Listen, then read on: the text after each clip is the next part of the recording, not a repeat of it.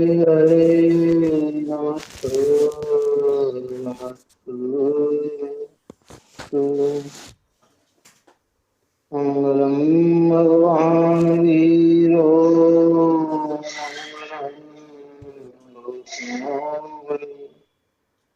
मंगलम कुंद कुंदात्यो ये धर्मस्तु मंगलम सर्वमंगलमांगल्यं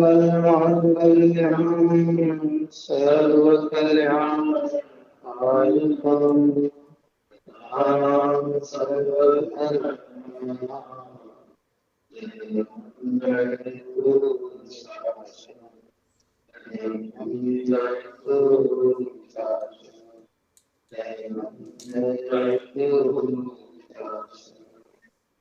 नमस्ते साराय सानुभूतिया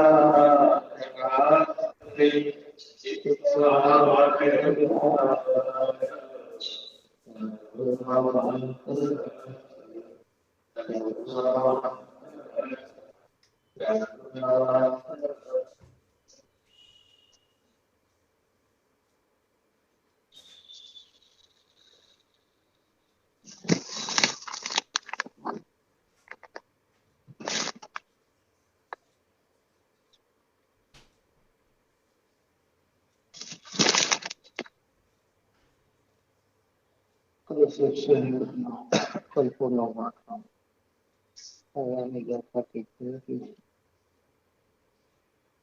आचार्य वस्तु स्वरूप को स्पष्ट करते हुए ये बात सिद्ध की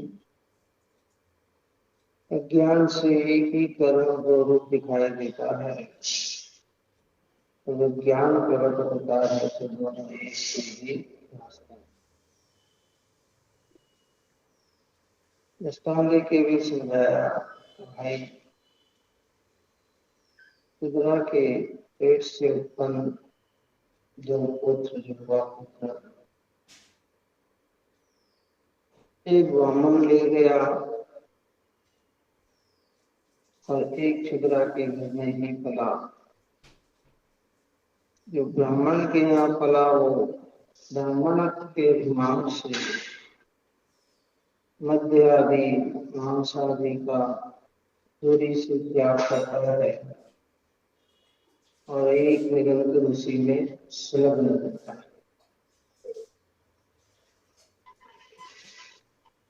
बाहर से जाति के भेद से भ्रम पैदा होते हैं कि दोनों अलग अलग है, लेकिन जब कुल की अपेक्षा से देखा जाए कहते हैं दोनों एक ही कुल के हैं। किसके कुल के हैं? चांडाल के।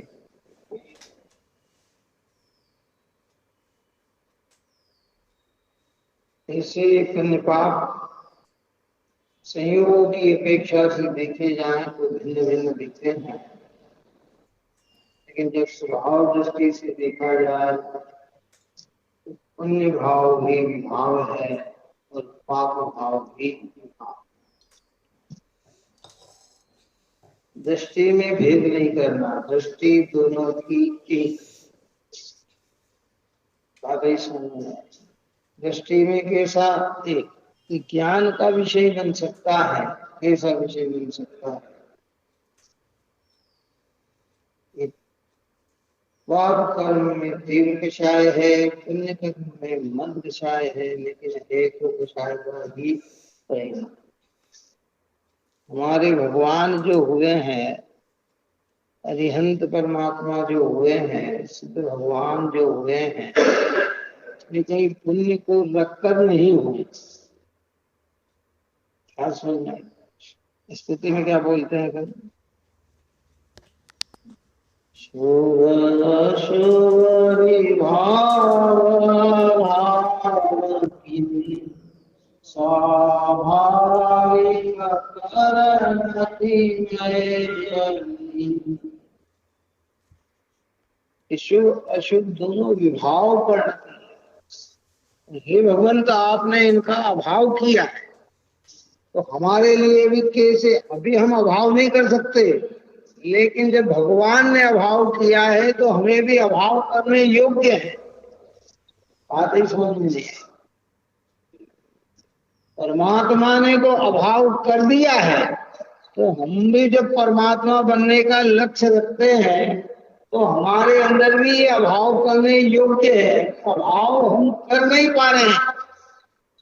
दादा ही समझना कैसा पड़ेगा कि ये दोनों ही अभाव करने योग्य है। परिणति में क्रमश क्रमश अभाव होगा, लेकिन दृष्टि में दोनों का एक साथ अभाव।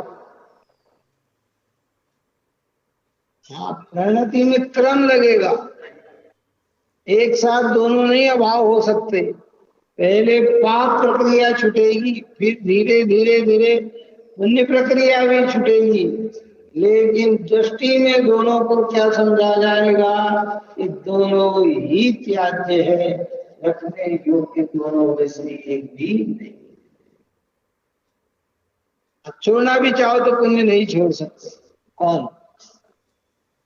बात ही समझ, पूरा पावर लगा दे, पूरी क्षमता लगा दे, पूरी ताकत लगा दे, तो भी पुण्य प्रवृत्तियां भी नहीं छूट सकती।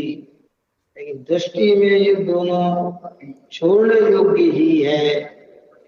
एक विभाव प्रवृत्ति ही है, एक कषाय प्रवृत्ति ही है, या आत्मा की घातक प्रवृत्ति ही है, ऐसा समझना ही चाहिए।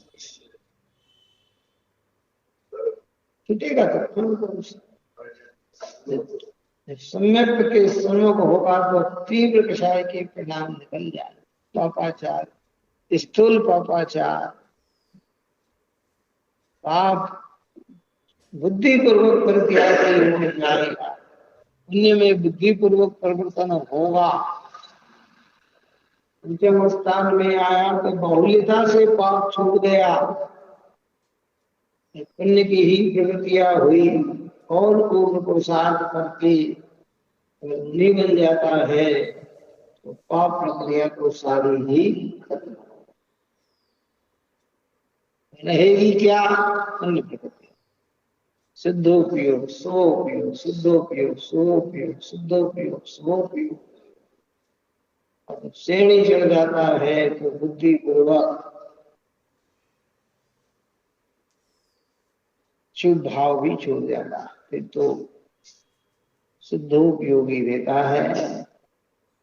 और जो कषाय की कोई क्रम सप्ताह में पड़ा है तो अबुद्धि पूर्वक परिणाम 10वें स्थान पर भी होता है। लेकिन सम्यक की आराधना भेद करने से नहीं होती है, दोनों को अभेद जानने से। ऐसे ये दोनों ही विभाव है, दोनों ही त्याज्य है, दोनों ही छोड़ने योग्य है।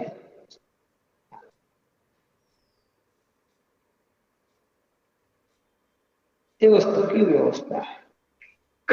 इसलिए भगवंत ने जब इन विभाव भाव जानकर इनका भाव किया तो हमारा भी लक्ष्य क्या बनना चाहिए कि ये भाव कैसे है, ये विभाव छोड़ने। जब 7 तत्वों की हम परिभाषा समझते हैं और 7 तत्वों के अंदर हम जब हे ज्ञेय और उपादेयता को समझते हैं तो उनमें ये सारे भाव को हे रूप में लिया जाता है। किनको लिया जाता? आश्रय और बंध के परिणाम, पुण्य और पाप के परिणाम ये बंद कराते हैं। तो ये दोनों हे का मतलब ये त्यागने योग्य है। ये त्यागने योग्य है। जीव और अजीव ज्ञेय है, जानने योग्य है। जितनी कुदरत की प्रवृत्तियां ये जानने योग्य है। मैं चैतन्य स्वरूप भगवान आत्मा हूं और अन्य भी जीवात्मा भगवान स्वरूप है, ये जानने योग्य है। जानकर जीव अजीव का अवलंबन छोड़कर जीव का अवलंबन लेने से संवर और निद्रा जो प्रकट होती है वो एक देश उपाधि है, मोक्ष पूर्ण उपाधि। ये वस्तु की व्यवस्था है। इसलिए अपने धारणा ज्ञान में ये बात देखो, जिस समय हम दवाई लेते हैं ना, बीमारी रोग की दवाई लेते हैं, दवाई लेते हुए भी श्रद्धा में ये बात रखते हैं कि ये रोग जब तक है तब तक लेना है, ये हमेशा के लिए नहीं लेना, काल के लिए नहीं लेना। रोग निवारण के लिए लेना है कि खुशी खुशी और आनंद से लेना है। चलो बताओ काय से लेना है, ये नहीं बोलते। इसलिए डॉक्टर लिखते भी है ये 15 दिन लेना, 20 दिन लेना, 1 महीने लेना, ये 2 महीने लेना। और कोई कोई बहुत कमजोर और बहुत दिखे तो उसको कहते हैं भाई तुम साल लेना, ये 2 साल तक चलेगी, ये 5 साल तक चलेगी, तो इतनी ही चलेगी, इतनी। और किसी को कहते हैं जीवन पर्यंत भी चलेगी, जीवन पर्यंत चलेगी बहुत, कि भाई ये है कि यहाँ तक जीवन पर्यंत तक चलेगी, परंतु लेने योग्य नहीं है।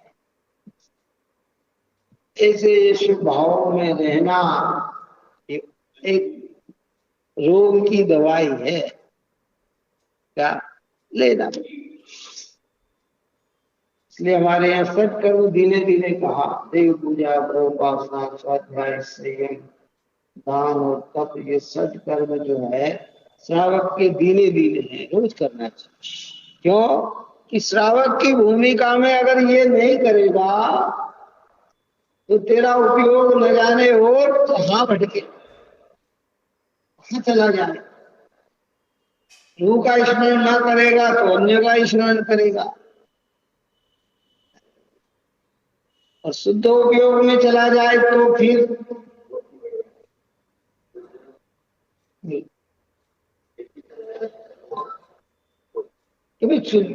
उसमें स्थिरता के नहीं हो रहे थे, इसके लिए तो ये सहारा दिया था और स्थिर हो गए। जो भगवान जब मुनिराज शुद्ध उपयोग में लीन होते हैं,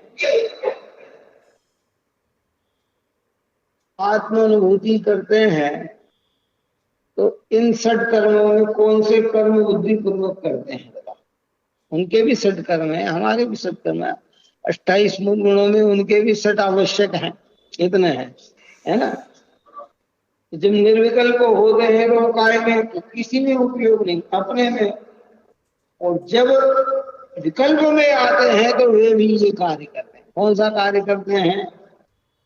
देव वंदना करते हैं, स्वाध्याय करते हैं, कार्योत्सव करते हैं, प्रतिक्रमण करते हैं, सामायिक करते हैं। ये सब ये उनकी प्रक्रिया। समता भाव रखते हैं, संता समारे तुति उचारे वंदनादि देव को, है प्रतिक्रमण आदि, कार्योत्सव आदि, ये सारे उनके कर्म है। और स्वरूप में लीन हुए तो विकल्प ही नहीं देता। तो भ्रष्टों के भी षट कर्म है क्या?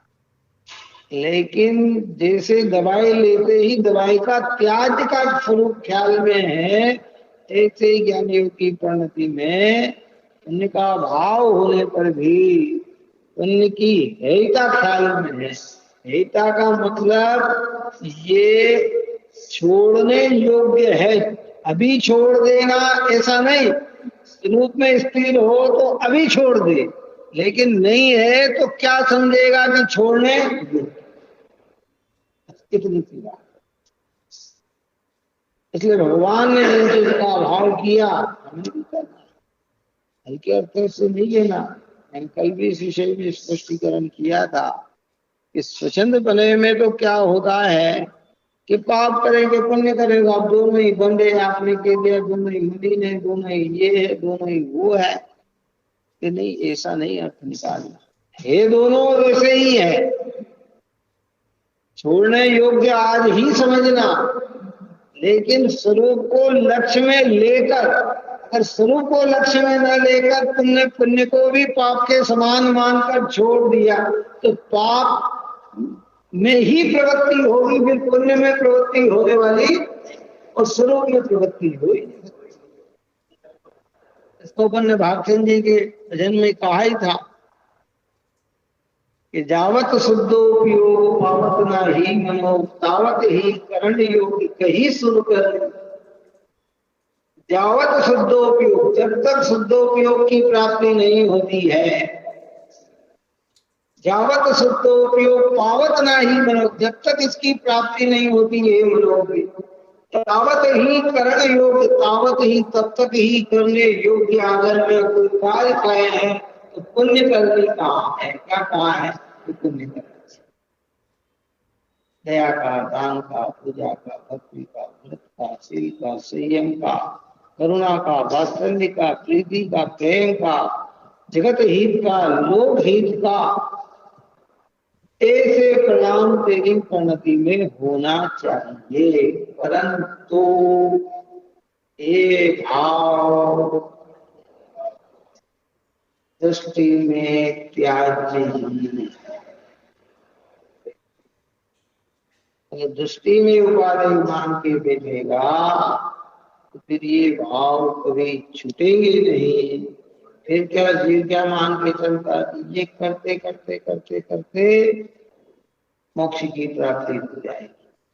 तो स्वभाव से परिचित नहीं होगा और अनादि के जो संस्कार विभाव के पड़े हुए हैं वो विभाव में ही तन्मय होगा। और अगर भेद ज्ञान नहीं हुआ और स्वभाव का लक्ष्य नहीं हुआ तो पुण्य का फल तो विभव की प्राप्ति है। देखो परमात्मा प्रकाश में मालूम क्या लिखा कि हे भगवान तो मुझे ऐसा पुण्य नहीं चाहिए। पुण्य का स्वभाव बताया, वहां पुण्य की प्रक्रिया बताई है। क्योंकि अगर अज्ञान है और पुण्य का उदय है तो क्या कहा कि पुण्य से विभव मिलता है। पुण्य से काय की प्राप्ति होती है? स्वर्ग लोक में चला गया, वहां का विभव प्राप्त हो गया, लोक में आ गया, यहाँ के विभव प्राप्त हो गए। और अज्ञान में वैभव में हम बुद्धि होकर बुद्धि भ्रष्ट होती है। क्या होती है? वैभव में समर्पण हुआ तो स्वभाव से दूर हुआ, काय से हुआ है? स्वभाव की परिणति से दूर हो गया। तो पुण्य से वैभव मिलता है, वैभव से बुद्धि भ्रष्ट होती है और बुद्धि भ्रष्ट होकर दुष्कर्म में लग जाने से ये नरक निरोध का पात्र हो जाता है। हे भगवान के शर्त में मिलेंगे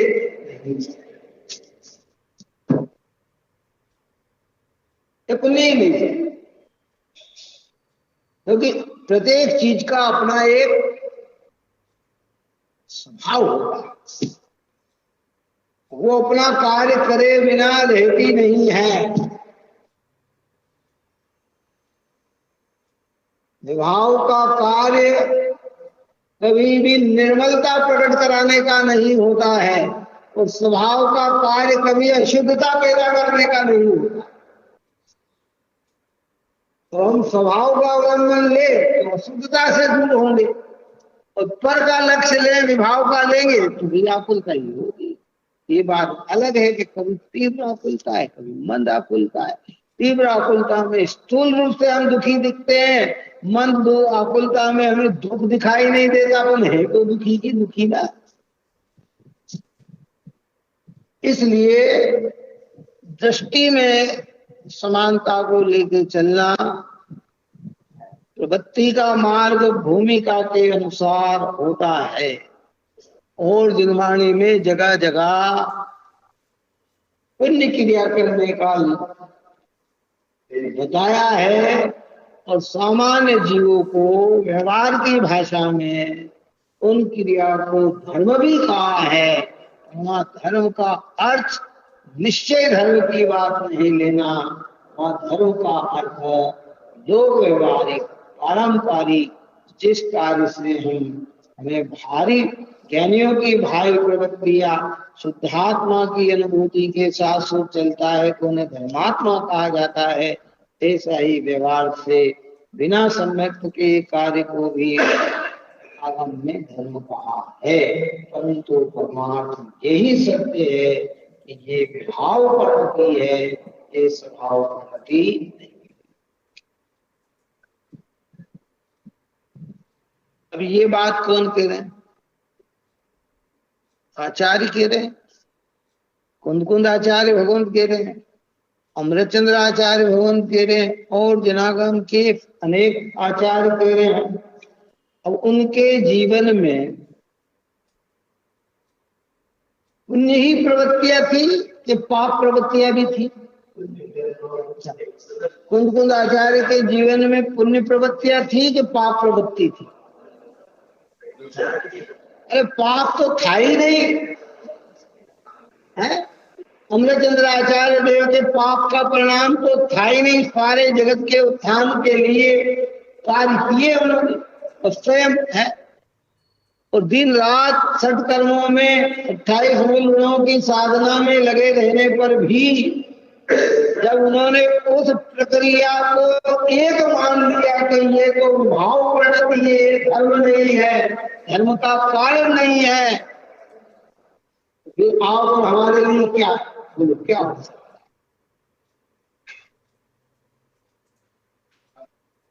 लोक व्यवहार में भी ऐसा होता है, एक व्यक्ति जो सत्य है उसी को सत्य कहता है, और एक बड़ा चढ़ाकर असत्य को सत्य कहता है। कितना? एक सत्य को सत्य कहता है, एक वो असत्य को सत्य कहने वाला बहुत लुभाता और सामने वाले की प्रशंसा भी कर देता है। कितनी कर देता है, इतनी प्रशंसा कर देता है। लेकिन वस्तु स्वरूप से देखा जाए तो जो सत्य है वही सत्य है, क्या झूठ की प्रशंसा सत्य है? इसलिए गुरुदेव सिंह का कहते हैं, रजनी भाई कई बार बोलते हैं ना कि गुरुदेव सिंह कहते थे कि कोई उनके सामने बड़े बड़े धार्मिक घोषणा करता था, पुण्य कार्य दान देता था, तो कहते थे भले दान दे दो पर ये धर्म नहीं, ये धर्म नहीं है। मतलब इतनी स्पष्टता कहने वाला, कितनी पावर। अरे साहब, अगर ऐसा कहेंगे तो लोग दान नहीं देंगे कि भले दे या ना दे, वस्तु स्वरूप जो है वो तो दे। और कई छोटे से कार्य को बहुत बड़ा बड़ा के बता देते, तुम ये करने से ऐसा होगा, तुम्हारा ऐसा हो जाएगा, तुम्हारा वैसा हो जाएगा, तुम यहाँ ये कर लोगे, तुम वो कर लोगे। तो वो असत्य को सत्य बताकर अगर कोई कहे भी तो जो है वस्तु का स्वरूप तो वही। और उसके लिए कुंद आचार्य ने अष्ट पाहुल, बाहु पाहुल, अनेक पाहुल में अनेक गाथाएं धर्म की ये सारी गाथा। बाह्य क्रिया और बाह्य पुण्य प्रवृत्ति से ही धर्म होता।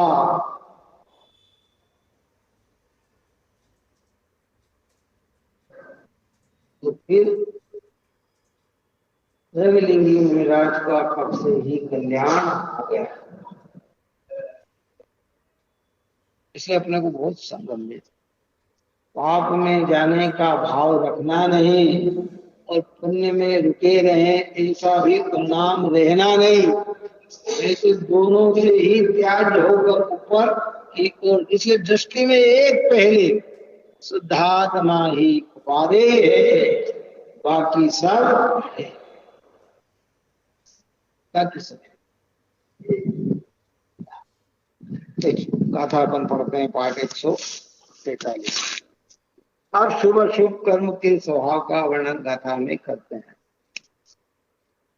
एक शुभ कुशील जानो सुशील शुभ कर्म को, जिस रीत हो सुशील जो संसार में दाखिल करें।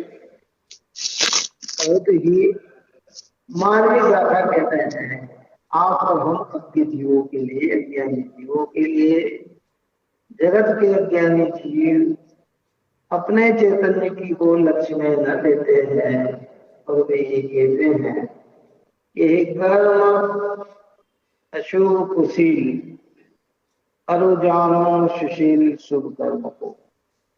अशुभ कर्म को तो कुशील जानो और शुभ कर्म को सुशील जानो। पर कहते आचार्य किस रीत हो सुशील जो संसार में दाखिल है। उस शुभ कर्म को हम सुशील कैसे कहें कि जिसका फल संसार में ही मिलता है, संसार में ही प्रगति कराता है, तो उसे सुशील कैसे कहते हैं? सुशील यानी खोटा, सुशील यानी अच्छा। लोक व्यवहार की बात में ठीक है। अभी क्या कहा कि चार डालने के गर्भ से जन्म लिए दोनों, एक ब्राह्मण के यहाँ पला तो क्रियात्मक अच्छा कह सकते हैं, लेकिन कुल की अपेक्षा कहें तो अच्छा कैसे है? हमारे यहाँ सिद्धांत दिया, निमित्त कारण का भी ज्ञान कराया है। जो चांडाल के यहाँ जन्म लेता है तो सम्यक दर्शन को धारण कर सकता है, कदाचित एक देश व्रत भी धारण कर ले, लेकिन मुनि नहीं बन सकता। इसके गुण, उसके परिणामों की दशा है ऐसी, योग्यता है ऐसी कि वो कहां तक जा सकता है, तो इतना ही कर सकता। मोक्ष जाने के लिए इन कुलों में जन्म नहीं होता है, जिनका मोक्ष होना है तो उत्कृष्ट कुल पे ही जन्म।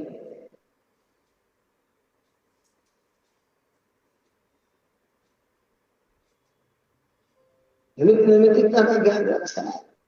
ऐसे जो संसार में दाखिल कराए उसे हम सुशील कैसे कह सकते हैं, अच्छा कह सकते हैं, कैसे कह सकते हैं? भाई योग व्यवहार को कह दिया, भाई ये ठीक है, ये मध्यमास मधु पी रहा है, इसी में मग्न है, गाली गलौज कर रहा है, अशुद्ध बोल रहा है, खोटे आचरण कर रहा है? और ये जो है सरलता से चल रहा है। इन लोगों के बीच में रहने से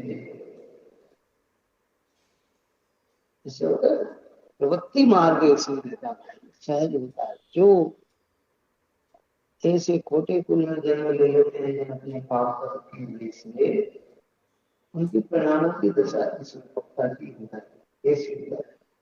आप हम चलेंगे तो देख कर चलेंगे, बिना फिर एक चीटी हुई, एक जानवर का भी हाथ ना हो क्या हम हाथ में, ये तो जंगल में चलते हैं, हाथ में जो कभी इसको काटा, कभी इसको छेदा, कभी इसको करा, कभी इसको करा, इनके परिणामों की दशा ऐसी देती।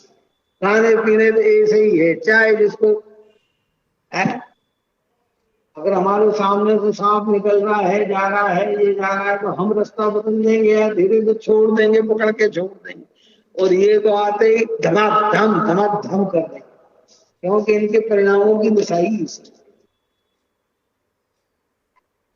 व्यवहार में तो प्रवृत्ति बुरी है, ये प्रवृत्ति अच्छी है। कौन सी? ये, परंतु ये प्रवृत्ति भी स्वभाव के सन्मुख तो नहीं है ना। इसलिए जो संसार में दाखिल करे, तो पुण्य का फल क्या है? आप हम मनुष्य बने। बहुत सोच ध्यान से सुन लेना ये बात, पहले भी कई बार प्रकरण में ये बात चर्चा निकल गई है।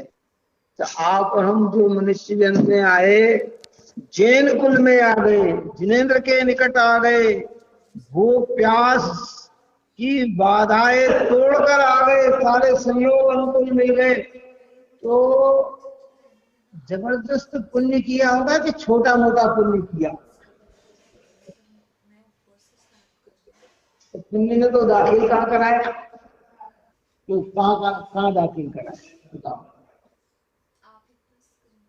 बहु पुण्य पुंज प्रसंग से, अनेक पुण्यों का पुण्य इकट्ठा किया होगा हमने। ऐसे थोड़ी छोटे मोटे पुण्य में मिल गया कि चलो साहब जैन, अरे हाल तो 84 लाख योनियों में मनुष्य योनि मिलना ही दुर्लभ है, क्योंकि 62 लाख योनियां तो त्रिंचों की ही चली जाती है, 52 लाख योनियां तो एक इंद्रिय पर्याय की ही निकल जाए।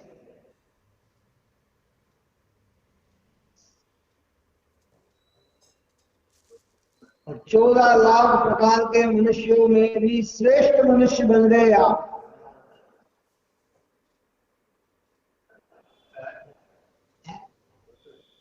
विचार करें, तो ये कोई छोटा मोटा पुण्य है? तो पुण्य ने दाखिल कहां कराया? संसार में ही दाखिल कराया। अच्छा स्वर्ग भी चले जाए तो कहां दाखिल कराया? तो स्वर्ग में अभी आप और हमारे यहाँ लोक व्यवहार में अगर कोई व्यक्ति 150 साल का व्यक्ति निकल जाए, 200 साल की आयु का हो जाए, अरे तो अमर है, क्या कहेंगे, क्या कहते हैं, क्या कहेंगे? लेकिन वो 200 साल बाद भी मरेगा तो सही ना, 500 साल की उम्र भी होगी तो मरेगा तो सही ना, 84 लाख कुर्बान की आयु हुई तो भी तो मरेगा तो सही ना। लोग कहते स्वर्ग को अमर कहते हैं, लेकिन भैया वहां फादर की उम्र भी हो गई तो भी एक न एक दिन तो वहां मरना ही पड़ेगा। जहां मरना पड़े वो संसार होता है, वो मोक्ष नहीं होता। जहां मरना पड़े वो विभाव का फल होता है, वो स्वभाव का फल नहीं होता। बात ही समझिए।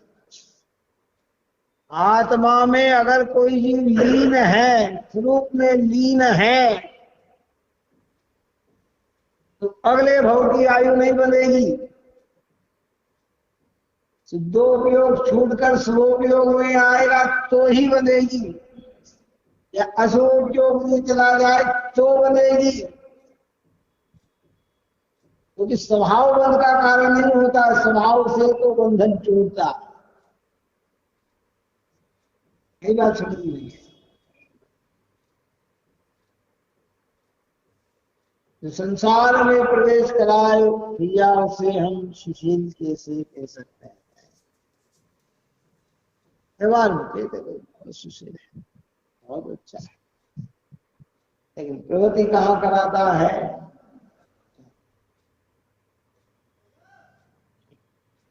संसार में दो प्रवृत्ति को सब दृष्टांत बनते हैं, अपने को तो अपना सिद्धांत समझना है।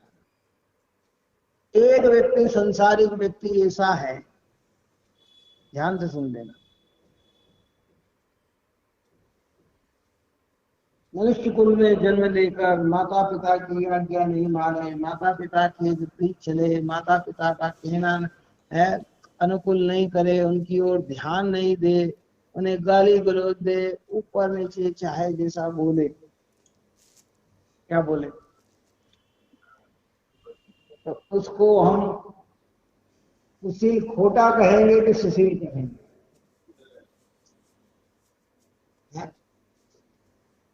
और एक पूरा माता पिता के प्रति समर्पित तो हो, तो देव शास्त्र गुरु के निकट ही नहीं आए, भगवान के दर्शन पूजन नहीं करे, स्वाध्याय चिंतन ही नहीं करे, तो बोलो उसे सुशील कहेंगे कि कुशील ही कहेंगे? बोलो क्या कहेंगे? भगवान के ज्ञान से देखो वो सुशील है कि कुशील है, उसकी अपेक्षा ठीक कह सकते हैं, इसकी अपेक्षा। लेकिन अपनी ओर न आए तो वो क्या कहलाएगा? ऐसे पाप और पुण्य जो संसार में प्रवेश कराए, पाप का परिणाम तो कुशल है ही, लेकिन पुण्य का परिणाम भी सुशील नहीं है, क्योंकि इसमें भी आत्मा का लक्ष्य। अरे बात समझ में नहीं। योग व्यवहार में क्या कहेंगे? अरे अज्ञानी जीव तो इतना बड़ा, जब माता पिता शांत हो जाए ना, तो जिसने सेवा की ना उसको इतना बड़ा लिख के देंगे, और आप ऐसे हैं, आप ऐसे हैं, आप ऐसे हैं, और ऐसे धर्मात्मा पुरुष से भी ज्यादा उपाधियां उनको दे देंगे। कैसी उपाधि देंगे? भयंकर उपाधियां मिल जाएगी। लोक प्रवृत्ति का निषेध नहीं कर रहा, अपना को दृष्टांत समझेगा। वहां तो व्यवहार में ठीक है कि संसारिक की जाए और करना भी चाहिए, उसका कहीं निषेध नहीं है, लेकिन प्रक्रिया क्या है? सुशील क्या कहा जाएगा? एक सम्यक दृष्टि धर्मात्मा पुरुष से या एक मुनिराज से अगर ये पूछा जाए कि साहब ये भगवान के दर्शन ही नहीं करता, कभी भगवान की पूजा नहीं की, भक्ति नहीं की, व्रत नहीं किया, कुछ भी नहीं किया, इसने तो पूरा जीवन इनकी सेवा में ही लगा दिया, तो ये धर्मात्मा है, तो क्या कहेंगे कि नहीं किया?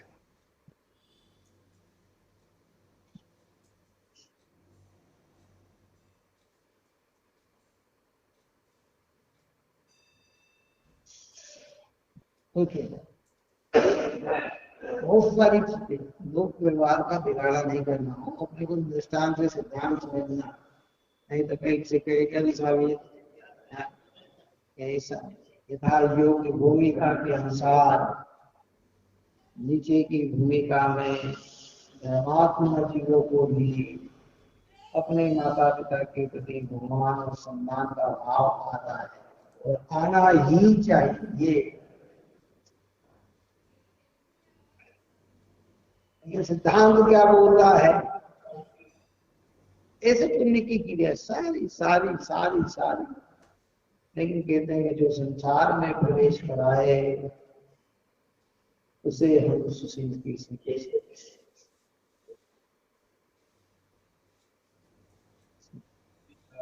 संसार में कितनी गतियां हैं? योनियां है 14 गति तो 4 है। संसार की गतियां कितनी? 4 गति। चारों गति में क्या है? गति दुख, जीव दुख भरे है, परिवर्तन पंच करे है, सब विधि संसार का सारा या मैं नहीं सुख होता है। चारों गतियां दुख रूप है। अब चारों गतियां दुख रूप है तो बोलो अगति स्लो होना की गति में देना। बस तो जब अगति के सामने, पंचम गति के सामने स्वर्ग भी सुखरूप नहीं लगता, क्या लगता है? दुखरूप लगता है। तो जो उस गति का कारण है वो सुखरूप कैसे लगेगा? इसलिए दृष्टि का विषय बना। हल्का अर्थ नहीं निकालना हो, उमंग और रुचि के साथ अन्य भावों में वृद्धि हो, लेकिन स्वरूप जिसका जैसा है वैसा भूमिका के अनुसार विकल्प आते हैं, भूमिका के अनुसार भाव आते हैं। और बड़े बड़े उत्कृष्ट भाव पुण्य के ज्ञानियों की प्रगति में होते हैं। कई परिणाम करके ले जाते हैं, शक्ति होती है तो क्रियात्मक परिवर्तन कराते हैं। इतना भरत चक्रवर्ती के भाव आए, उन्होंने बड़े बड़े कैलाश पर्वत के आगे 72 मंदिरों का निर्माण कराया और जगह जगह स्वर्ण मंदिर बनाए, रत्नमयी प्रतिमा बनाई, जिसकी सामर्थ्य होगी। और भी लोग आज भी हम इतिहास करते हैं।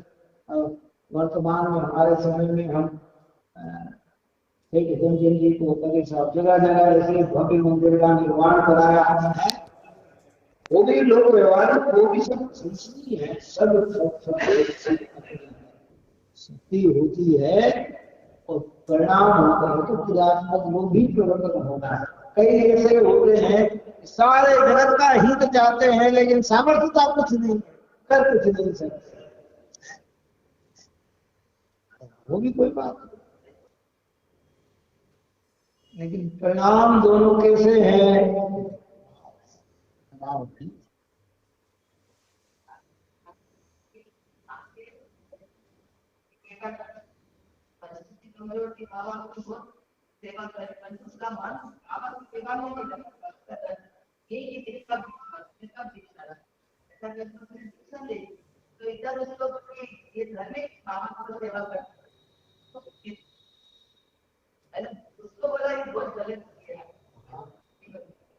तो वो देखो अपन ने पहले दोहा लिखा था कि पद के योग जो राग हो भला दिखन में आए, और पद से घटपड़ क्यों दिखे आकर भात। आपकी दुआ, अगर माँ बाप को कोई दूसरा संभालने वाला हो तो आप भिक्षा ले लो तो कोई बात नहीं। अगर असहाय है, वृद्ध है, बीमार है, सहयोग नहीं है और आपने अपनी हर धर्मिता से अगर भिक्षा भी दे ली नहीं तो वो हाँ, सब प्रकार की अनुकूलता देकर अगर आप भिक्षा ले रहे हैं कोई बात नहीं, ठीक है। महावीर एक ही पुत्र थे, त्रिशला माता का है, दीक्षा ली ना, युवावस्था में ली, लेकिन माता पिता के किसी भी प्रकार की कोई कष्टता नहीं थी, कोई प्रतिकूलता नहीं थी, संभालने वाले सारे लोग थे, सहमति थी। अब आज वर्तमान में अगर कोई उस चीज को ये करे तो फिर भविष्य, और फिर क्या है, क्या कहते, अनुकूलता में जीवन व्यतीत तो हो गया किसी जीव का, तो उसको बुरे विचार भी नहीं आए ये, और जब प्रतिकूलता का समय आया और धार्मिक उसकी रुचि नहीं रही किसकी, वो पग पग पर बार बार उसको ही दोष देगा, किसको दोष देगा, और अपने परिणामों में भी क्या क्या उत्पन्न करेगा, क्लेश। इसलिए निमित्त नैमित्तिकता का सब संबंध ध्यान कर, इस भूमिका में निवृत्त मार्ग है, ले लिया, कोई तकलीफ नहीं है, आगे बढ़ रहे कोई तकलीफ नहीं है, लेकिन प्रवृत्ति का मार्ग है तो भैया बड़ी तकलीफ पैदा हो जाती। इसलिए हर की हमारे चरणानुयोग शास्त्र में जब लिखा है कि दीक्षा लेने के पहले सबकी सहमति या किसकी, और आनंदित होकर हाँ समझाते हैं, कहते हैं अरे भैया देखो अनंत संसार में हे माता, मैंने जन्म ले लेकर अनंत जन्मों में अनंत माता बनाई है, लेकिन मेरा परिभ्रमण मिटा नहीं है। तो फिर माँ भी कहती है कि जा बेटे जा, इस पवित्र मार्ग पे लगा है, जा, अब ये मैं ऐसा प्रण करके जाना दूसरी माता की कोख में न आए।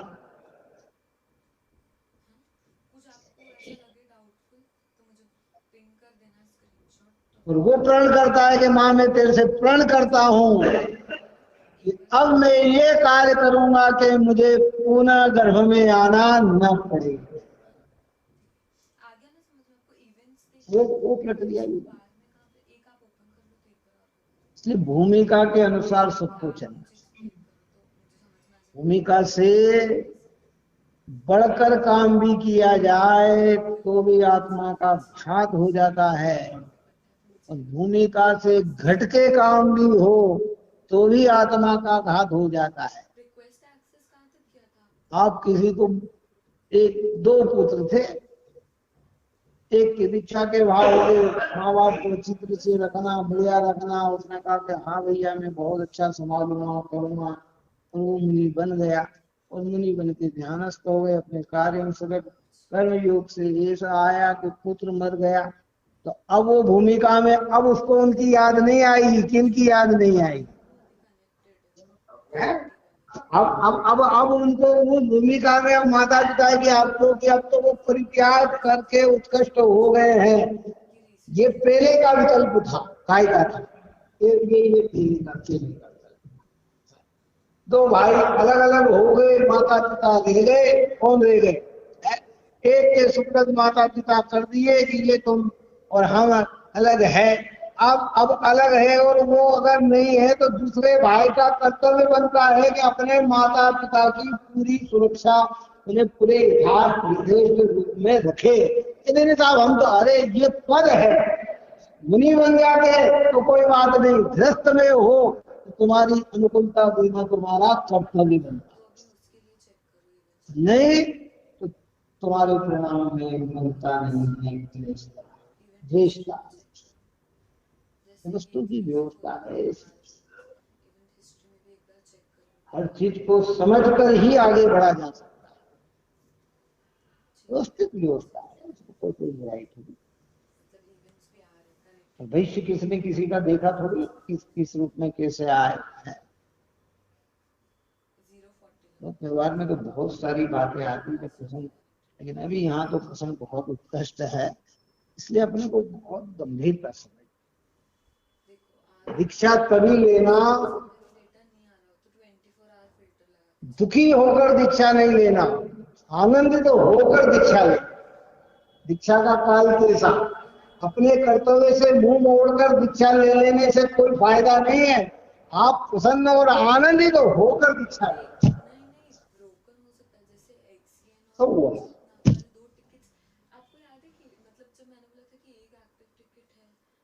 इसलिए तो कहते हैं कि जब आचार्य महाराज होते हैं ना, आचार्य महाराज, पंचाचार को पालन करने वाले आचार्य। आदमी गया और दीक्षा दे दी, और दीक्षा, महाराज जी मुझे दीक्षा दे दो, तो हो आइए, कि ऐसा नहीं, वो उसका पूरा जीवन चरित्र, आगे पीछे की सारी व्यवस्था, सारी प्रक्रिया सब समझकर, खाली भावुकता में ये कह देना नहीं आ जाओ स्वामी को अनंत बार हो गया, कि ऐसा नहीं। जिस जिस भूमिका में जो है, वो सब परिस्थिति को नॉलेज में रखकर आगे की हुई।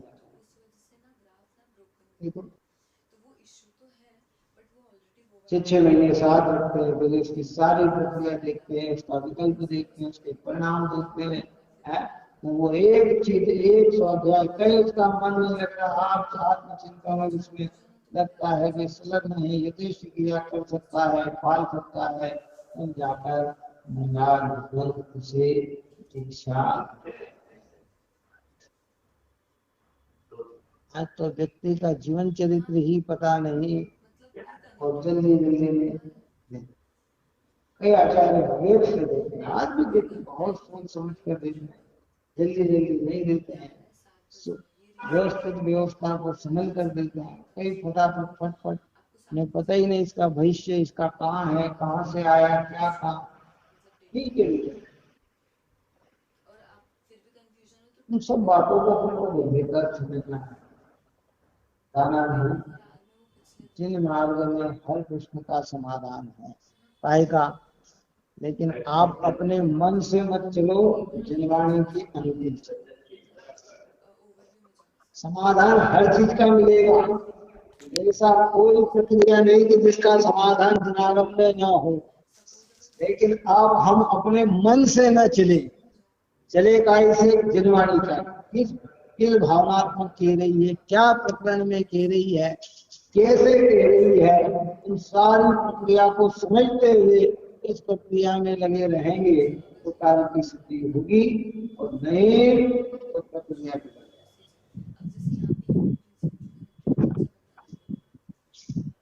दो व्यक्ति थे वृद्ध अवस्था में, पति पत्नी, दृष्टान दे के पूर्ण करता हूँ।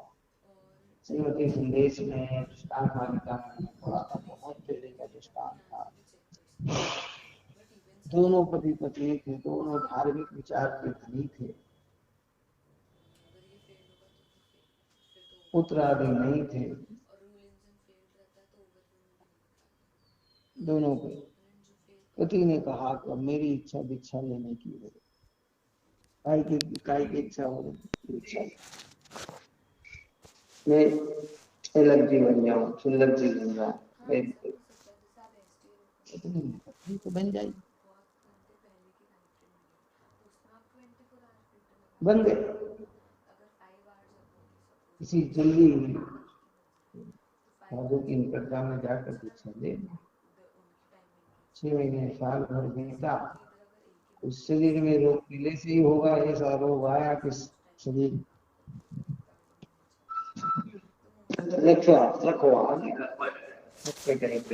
ऐसा हो। अब वहां कोई सेवा करने वाला ही, हाँ,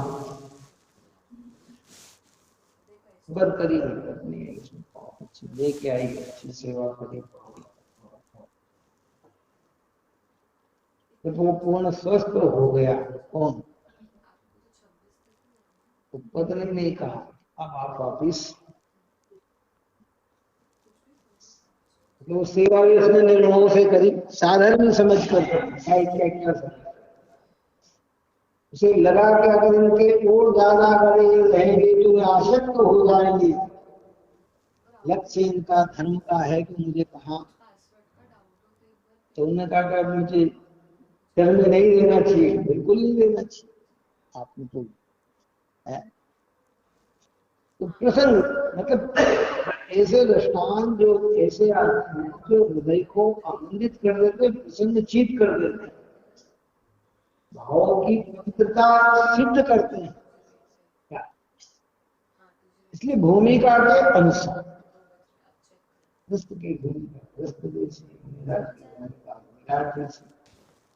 कई लोग मुनि बनने के बाद घर का ध्यान रखते हैं, परिवार का ध्यान रखते हैं, ये तुम्हारे ये परिणाम पद के अनुरूप नहीं है। कई लोग ग्रस्त में रहकर ग्रस्त का ध्यान नहीं रखते हैं कि ये परिणाम भी तुम्हारे अनुरूप नहीं। जो भूमिका में हो भूमिका करना, चलो ये वस्तु की व्यवस्था है, इसी व्यवस्था को लेके जीव आगे बढ़ता है। और ये व्यवस्था जहां तक चलती है, क्योंकि अनंत संसारों का अंत करना है, तो सम्यक ज्ञान को मुख्य करना है। ज्ञान ऐसी ताकत है कि जो वस्तु स्थिति को स्पष्ट जानती है, और उस ज्ञान में ही शुद्धांत शुद्धित होता है।